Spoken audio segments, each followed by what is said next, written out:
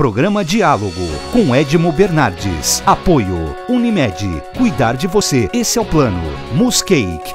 Venha reconhecer. Unidade Itatiaia. Valorap. Auditoria. Contabilidade. Consultoria tributária e financeira.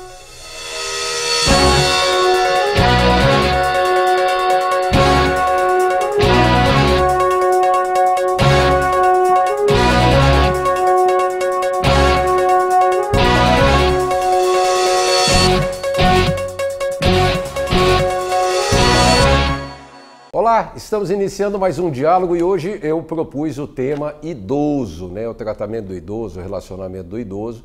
E eu estou recebendo com muito carinho a doutora Rogéria Shimura, advogada, especialista, e o doutor Paulo César Gentili, que é nosso freguês aqui, tocou no assunto, é o doutor Paulo que tem que participar. Muito obrigado a vocês dois. Obrigado, é um prazer. Para a gente poder discutir. Bom, o terceiro mundo, o Brasil é terceiro mundo, um dos países de terceiro mundo, e terceiro mundo para mim não é a qualidade, é que as coisas chegam atrasadas no terceiro mundo. Os acontecimentos do primeiro mundo são primeiros e depois vai passando para frente. E está acontecendo o fenômeno do envelhecimento, agora que nós estamos vivendo aí, com mais alimentação, com mais saúde, apesar de deficitária, pelo amor de Deus.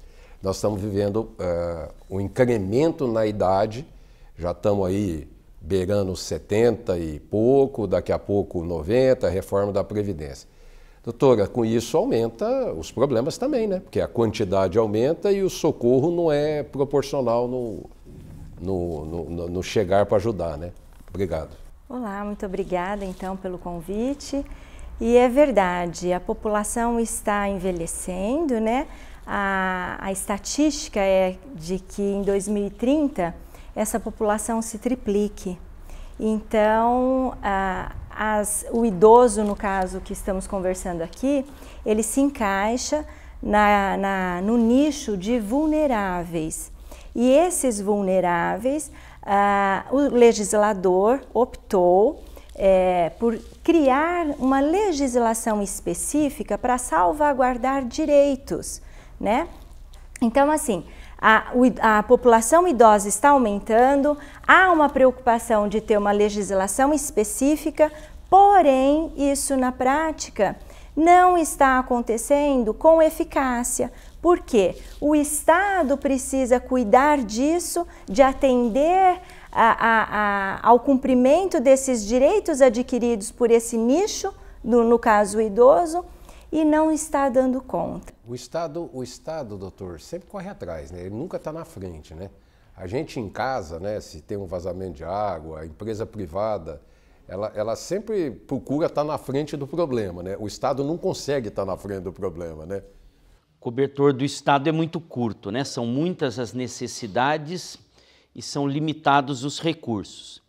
Em casa a gente estabelece facilmente quais são as prioridades dentre as várias demandas que se apresentam no dia a dia. O Estado talvez eleja prioridades equivocadas. É mais fácil o Estado priorizar a malha urbana, rodovias, avenidas, novas praças, loteamentos, do que priorizar uma política pública de atenção à pessoa idosa.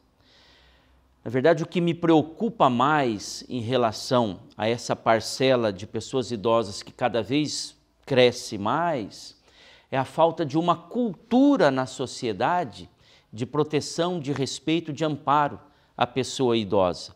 Eu acho que a reboque desta cultura, a reboque desta mudança de olhar, de visão sobre a pessoa idosa, virão as políticas públicas preconizadas pela legislação que já existe, não é? E que a gente já sente falta. Mas se aí agora vamos bater papo. Fica à vontade, pode interromper, sim. Pode tudo. Vamos partir do básico. Se você não consegue ter, eu vou exprimir a minha indignação. Se você não consegue ter uma calçada linear, mesmo que em aclive ou declive, mas onde há uma diferença de piso, há uma diferença de altura de uma calçada para outra, e para uma pessoa idosa com uma bengala ou sem bengala, ou com uma cadeira de rodas, um deficiente, etc. e tal, se locomover, eu fico preocupado com as necessidades mais importantes e mais primordiais do cidadão, doutor. Pois é. Quando se fala em direito da pessoa idosa, a gente pensa, e o nosso pensamento quase que se limita àquilo que se tornou mais visível, àquilo que acabou sendo mais óbvio, que é o estacionamento privilegiado no shopping center, que é a gratuidade na passagem de ônibus, urbana ou interestadual, ou o meio ingresso no cinema, né? Mas o direito e a necessidade que é amparada por esse direito das pessoas idosas é muito maior. Além, muito além. É muito maior. O Estatuto do Idoso, que é o conjunto de leis que procura albergar, né, todas as necessidades aí da pessoa idosa, ele estabelece que é obrigação do Estado, da família e da sociedade de uma maneira geral se articularem para criar condições de proteção e de uma vida digna para as pessoas idosas. Você se referiu à calçada. Se cada um de nós, como membros dessa sociedade, se conscientizasse de que na frente da sua casa você não pode criar armadilha para ninguém, sobretudo para a pessoa idosa, né? Se o Estado se conscientizasse de que tem que criar ações de proteção e de amparo à pessoa idosa, estabelecendo tratamento médico adequado, hospitais talvez voltados ao acolhimento de pessoas idosas. Para você ter uma ideia, numa cidade como Ribeirão Preto, que tem 700 mil habitantes, e quantos destes serão idosos, não tem uma única instituição de acolhimento para idosos, os antigos asilos. Nós não temos nenhuma instituição municipal, nós não temos nenhuma instituição que seja conveniada com o município em condições de fornecer um número adequado de vagas para essas pessoas. E as pessoas idosas têm um direito estabelecido por lei de serem acolhidas nessas instituições se não tiverem um amparo familiar ou se não derem conta de prover as suas necessidades. Mas aí eu quero provocar nesse sentido, o amparo familiar, né? Uhum. A família hoje, ela segrega o próprio filho, quer dizer, está longe da educação do próprio filho. Joga para a escola a educação do filho, joga para o motorista da van que leva o filho para a escola, por mais dinheiro que a família tenha, Rogério. Então, a pergunta é, se ela faz isso com o filho, o que dirá com o idoso, um avô, como é que é a condição dessa família, como é que ela vê isso? A gente costuma dizer que a questão da pessoa idosa é uma coisa silenciosa, porque o idoso, com o passar do tempo, ele começa a ter limitações físicas e limitações psicológicas, e a partir disso, ele começa a silenciar no sofrimento que é imposto pela família. Então, muitas vezes a necessidade de alguém que saiba do que está acontecendo, denunciar nas delegacias especializadas. Mas ele não é um incômodo? Ele não se torna um incômodo para muitos? Para muitos. Como o filho adolescente problemático ou de conduta inadequada também é um incômodo para muitos pais, não é? Que os abandonam em berço esplêndido, né? Nós temos muitos filhos de pais ricos que são abandonados dentro dos seus palácios, como temos aqueles que são abandonados na periferia por pais alcoólatras, viciados em droga, etc. O grande problema é que a família é um tecido que meio que está se esgarçando e está perdendo aquela sua capacidade de ser um ambiente ou um grupo protetor e preparador, né, no caso da criança e do adolescente, preparador para a vida futura, e no caso do idoso, de acolhimento para essa última quadra da vida. Mas não é um saco, né, de chão? Você empurra para lá, joga para lá? Não tenha dúvida. Não é um... A maior parte dos processos que nós temos aqui na Vara da Infância, Juventude e Idoso diz respeito a violências praticadas pelos próprios filhos em relação aos pais. São filhos que se tornam usuários de droga, se tornam adultos incapazes de prover o sustento e aí vivem às custas da pensão da mãe, do benefício previdenciário do pai, ou que efetivamente aplicam castigos físicos nesses pais. E aí então são obrigados, são forçados a deixar a casa, né? E isso é um fenômeno que não está adstrito às classes menos favorecidas. Esse abandono não acontece só na família pobre, acontece em todas as camadas sociais. Eu me recordo que tive que julgar um processo aqui alguns anos atrás de uma pessoa, uma senhora viúva, que era muito abonada, era rica, e uma filha, sim, idosa, e uma filha que já deveria estar se sustentando há muito tempo, ficava achacando a mãe e fazia chantagem com ela, né? Pois eu tive que, a pedido da mãe idosa, eu tive que obrigar essa filha a não se aproximar e a não se comunicar com essa mãe, para proteger essa senhora. Moravam juntas? Não moravam juntas, né? Mas a filha vitimizava a mãe em busca aí da satisfação dos interesses dela, né? Só para exemplificar, eu também tomei conhecimento de um caso, uma senhorinha, num trabalho que eu faço de amor, né? Ela me relatou que os filhos têm uma condição financeira muito boa, ela mora numa casa enorme, o que traz uma dificuldade grande para ela, porque ela tem que cuidar dessa casa, limpar essa casa, ela não tem empregada, e ela não conseguia mais fazer comida, ela tinha algumas dificuldades, algumas limitações físicas.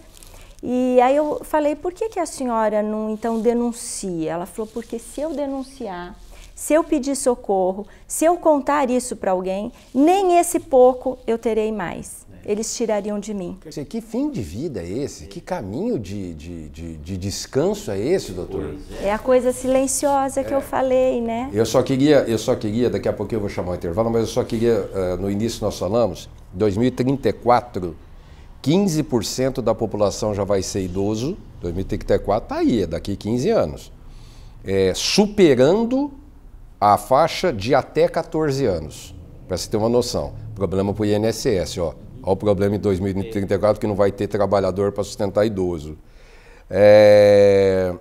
Vai ser 20% de idosos vai ser até 2046, segundo o IBGE, né?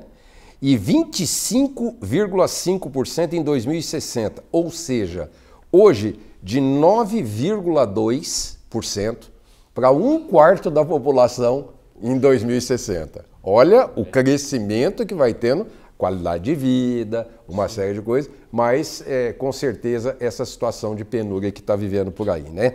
Bom, eu vou chamar o nosso intervalo, daqui a pouquinho estamos de volta, até já.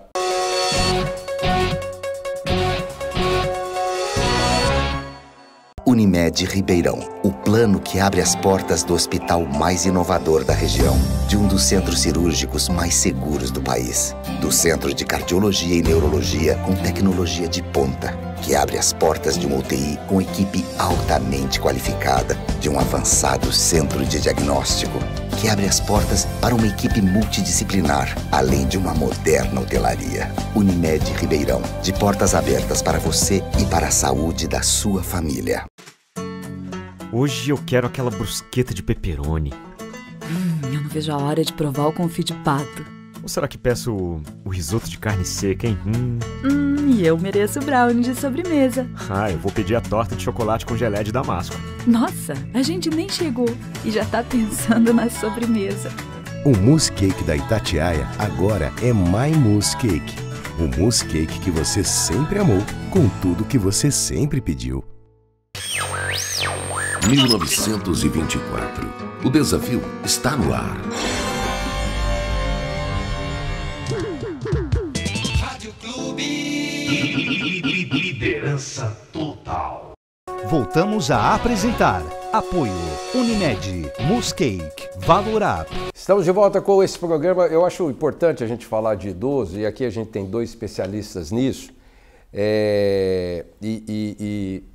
Abre também um pouco, parece que as empresas estão abrindo um pouco o mercado de trabalho, né? Que é uma das questões que o idoso, enquanto a gente tem uma aposentadoria pífia.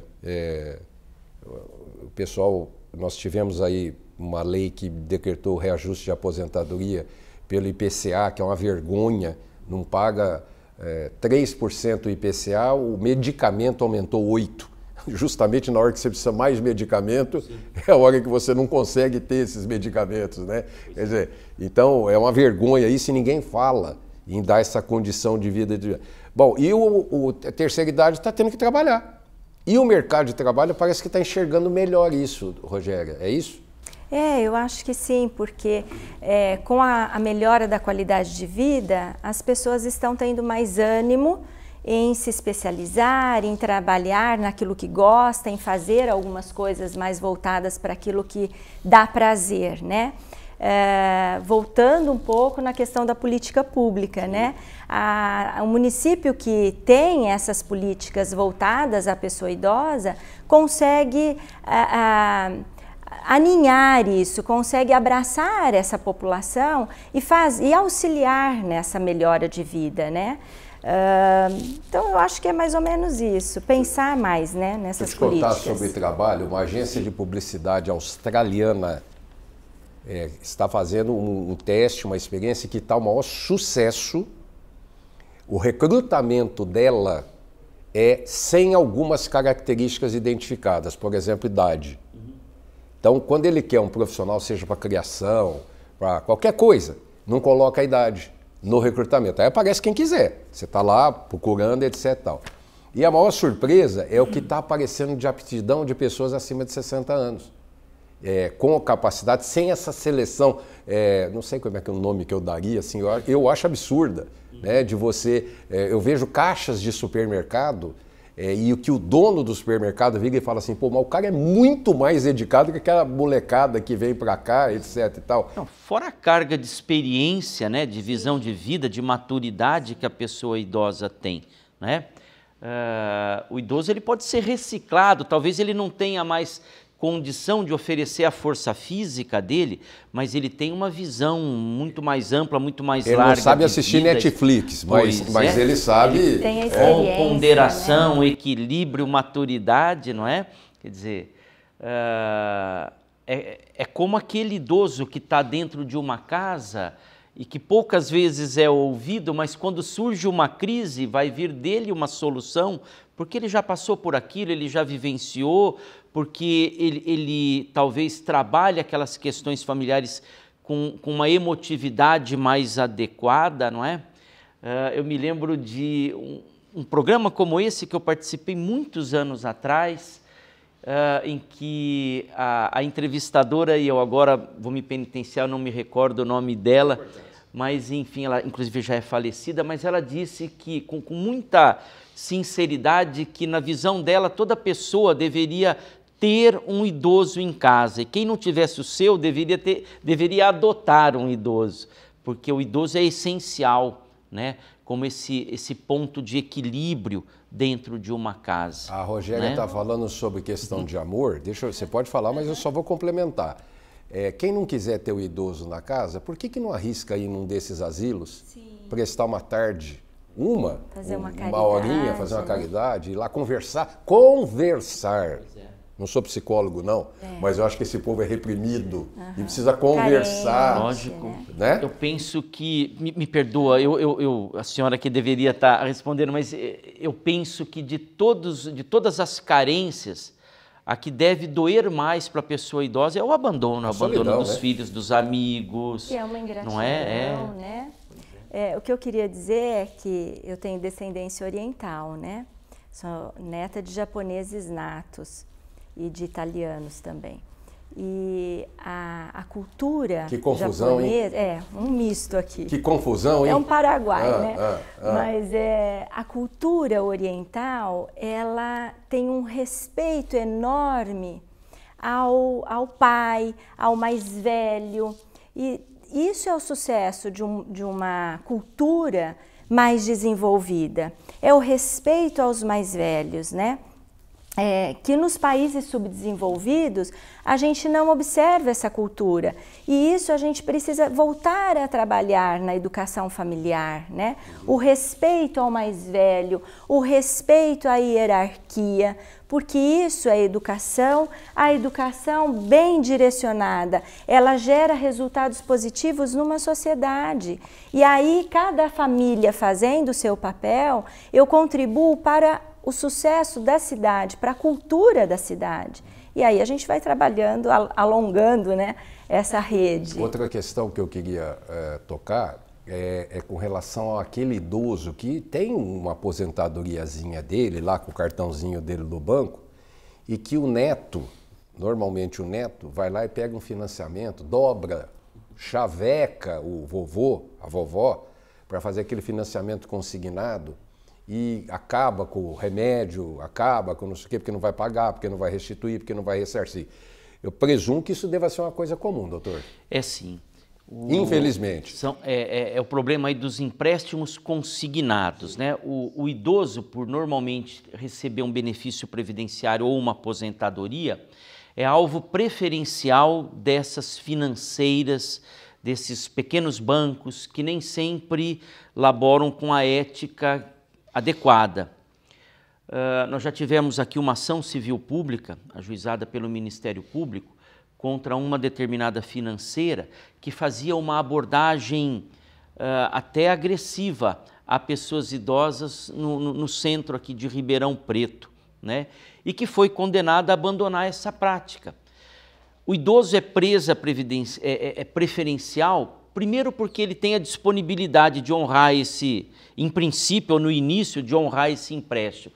Depois porque ele vive, por receber uma aposentadoria normalmente baixa, de valor muito baixo, ele lida com a necessidade, né, de suprir as suas carências em termos de medicamento, que é muito caro, o plano de saúde, que é muito caro, o acolhimento de parentes desafortunados, né, de um filho que está desempregado.